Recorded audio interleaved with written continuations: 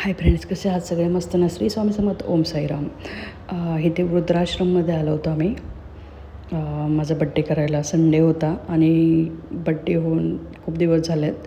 हा ब्लॉग मी आता टाकते. पण इथे म्हणजे मी कुठे ना कुठे बड्डे करतच असते. लहान मुलांच्या आश्रममध्ये, पुन्हा जे त्यांना दिसत नाहीत, ऐकायला येत नाहीत, त्यांच्या आश्रममध्ये मी बड्डे करते. ह्यावेळेस बोलले की मी इथे बड्डे करणार आहे. त्यामुळे खूप ॲड्रेस शोधून अहमदाबादमध्ये हा ॲड्रेस सापडला मला. खूप लांब होतं आमच्यापासून. तर विकलवरून आलं होतं. मुलं काही नव्हती आमच्याबरोबर ह्यावेळेस बड्डेला. तर आम्ही दोघंच निघालो होतो आश्रममध्ये बड्डे करायला. तर चला, एवढं म्हणजे हे वाटत होतं ना इथे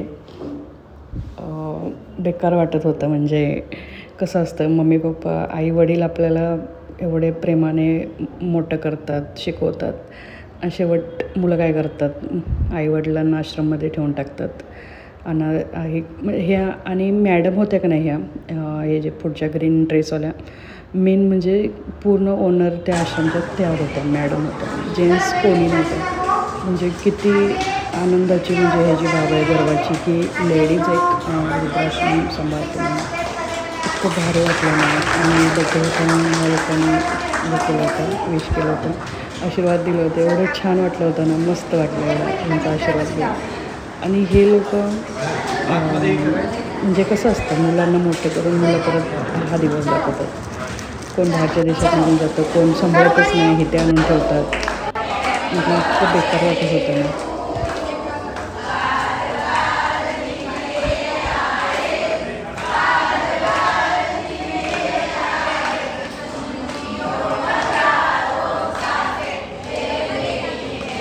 ह्या आजी जात होते इथून, तर मी ह्यांचा हात पकडून केक कापायला घेतलेला. खूप छान वाटत होतं. पण त्यांचे ना हे होते, मन्नत होती, म्हणून त्यांनी केक नाही खाल्ला. म्हणाले बाधा म्हणजे मन्नत होते असे बोलले. त्यामुळे नव्हता खाल्ला त्यांनी केक. आणि ह्यांचं सर्वांचं जेवण झालेलं होतं. रविवारचं काही ना काही ह्यांना जेवण येतं. त्यावेळेस भाजी पाव आणि पुलाव वगैरे असं आलं होतं.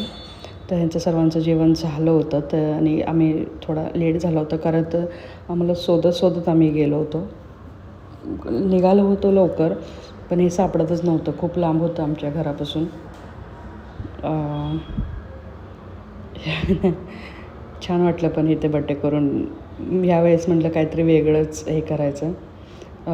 लहान मुलांपाशी करते जाऊन मी बड्डे. आणि मी त्यांना विचारलेलं की मी काय घेऊन येऊ का, तर ते नाही म्हणाले होते की इथे आहे, हे सगळे येऊन रविवारचं कोण ना कोण हे करतं. तर त्यांना हे केलं होतं मी.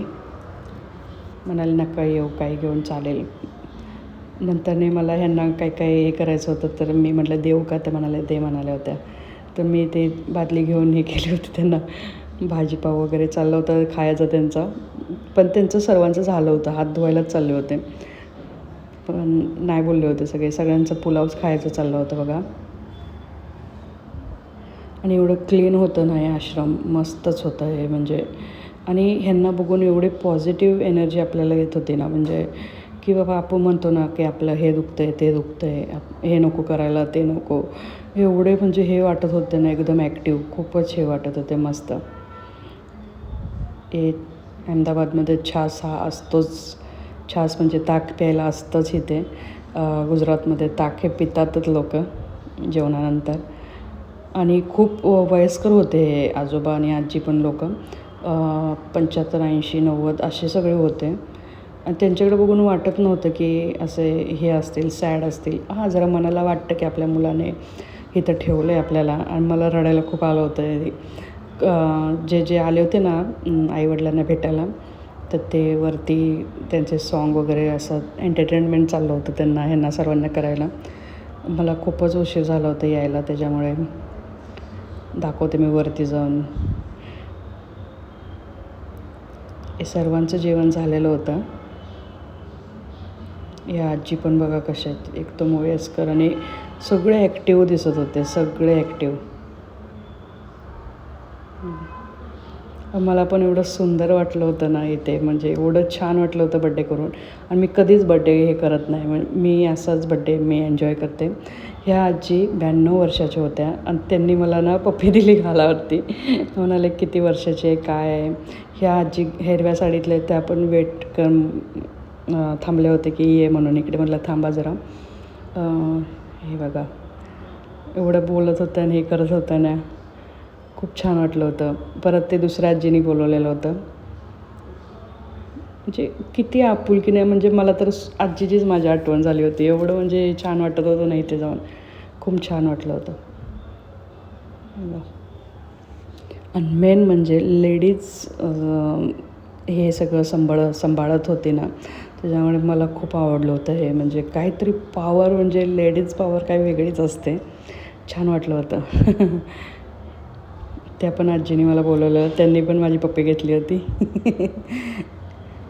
किती भारी वाटतं यांच्याकडे बघून. पॉझिटिव्ह एनर्जी म्हणजे काय असतं ना, ते म्हणतात ना, ज्याच्या घरी आजी आजोबा असतात ते मुलं खूप हुशार असतात. खरं असतं हे. आजोबा बघा किती वयस्कर आहेत.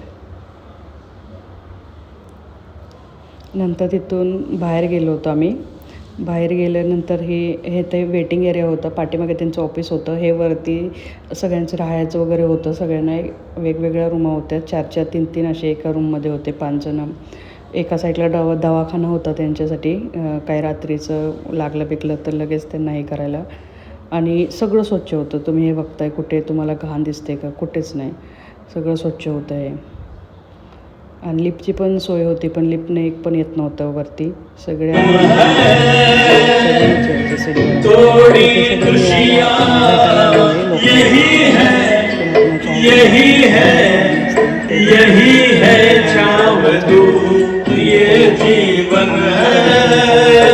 सगळे जुने गाणे वगैरे.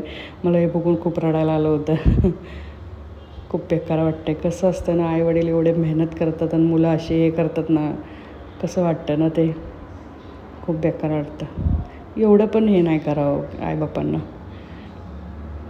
मला खूप रडायला आलं होतं तेव्हा. हे बघा, हे सगळे ज्याने एन्जॉय करून झाले होते ते सगळे उठून झोपायला गेले होते. सगळ्यांचं जेवण झालं असल्यामुळे लवकर झोपतात. आणि असं पण मी गुजरातमध्ये आले ना, तर 7 वाजता 7:30 वाजता जेवण, लवकर झोपायचे. गुजराती लोकांना, म्हणजे मी ज्या एरियात राहत होते तिथले एरियातले लोक तर लवकरच झोपायचे. दुसरीकडं तर माहिती नाही मला, पण लवकर झोपतात हे लोक. आणि हे बघा, हे आजोबा असे हे करत होते, हेराफेऱ्या करत होते इकडे तिकडे. हे एक रूम दाखवते तुम्हाला. हे बघा कसे बसलेत. किती म्हणजे कसं ना, म्हणजे हे असतं. आईवडिलांना कसे सोडू शकतात माणसं, मला तेच समजत नाही. आणि हे आजोबांना शिडीवरून येत होते, तर त्यांना सांगितलं लिफ्टने जावं. ते आजोबा म्हणले, तर नाही म्हणाले मला शिडीवरूनच जायचं आहे. पकडू का? तर नाही म्हणाले नका पकडू. इथे वेटिंगमध्ये सगळे बसलेले होते. कोणाला भेटायला आलेले, कोणाला न्यू ॲडमिशन घ्यायसाठी. तिथून परत आम्ही बाहेर निघालो. हे सगळे त्यांचे जुला वगैरे होता पाळणा, त्यांना संध्याकाळचं बसायला वगैरे असं होतं. हे छान होतं पण. आणि बाहेर पण बघा किती क्लीन आहे. स्वच्छता वगैरे खूप छान ठेवलेली होती त्यांनी. हे बघा. आणि बड्डे माझा रविवारचाच आलेला, त्याच्यामुळे नंतर इथून आम्ही बाहेर गेलो होतो जेवायला. आणि कराडला गेल्यामुळे पाऊस होता, तर तिथे गाडी स्लिप झाली होती मिस्टरांची. तर उजव्या अंगठ्याला त्यांच्या जरा हे झालं होतं, फ्रॅक्चर. तर थोडंसं ऑपरेशन केलं होतं माझ्या मिस्टरांच्या हाताचं परत. रात्र पडली होती आम्हाला इथे.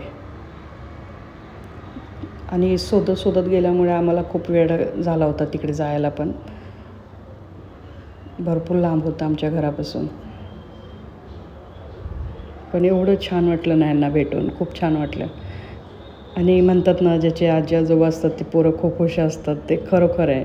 नंतर आम्ही त्या हॉटेलमध्ये जेवायला गेलेलो. हे चिकन सूप घेतलेलं, पापड, सर्व मतलब चिकन बिर्याणी वगैरे हे सगळं होतं. मुलं म्हटले होते मम्मी पप्पा जावं तुम्ही जेवून या. हे स्टार्टर्स वगैरे सगळं होतं. हे चिकन 65 वगैरे हे सगळं होतं. चिकन बटर मसाला, चिकन मसाला वगैरे असं सगळं होतं. हे ग्रीन चटणी वगैरे होतं. बटर नान वगैरे, चिकन बिर्याणी वगैरे असं होतं. आणि सर्व हे काय होतं ते अनलिमिटेड होतं. आणि मी कायम बड्डे असाच करते.